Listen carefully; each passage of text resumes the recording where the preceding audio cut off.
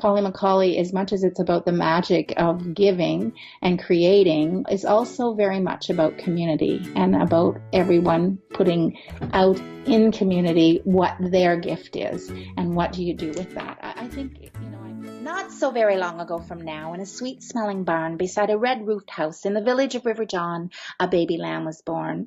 She bleated the way baby lambs do, a sound almost like a human being. She sits and knits and sits and knits and sits and knits and finally creates. Well, I won't say what she creates because that's kind of the part of the magic.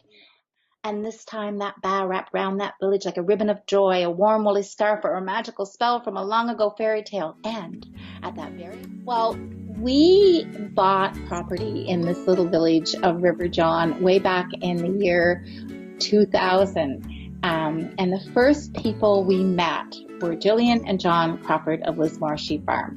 And from the very beginning, they became friends, and I was enamored with their sheep and their lambs. And so when we would come home in the summer, I would go and bottle feed the lambs. I always said to Jillian and John, and their children were little then, someday I'm going to write a story about Lismore Sheep Farm and all the sheep and all the things that lambs give us. And it was, of course, now Rory's in graduated university and Katie's 1921, around there. And so I finally did sit down and decided that I needed to write a fable. Plowing, the fisher folk fishing, the fiddlers were fiddling, the bakers were baking, the makers were making, the preachers were praying, the readers were reading, the children were playing, the hens were laying, the gardeners were sowing, the carpenters sawing, the chickadees chirping, the babies were burping, the crows were cawing, the roosters were crowing, the mowers were mowing, the green grass was growing, and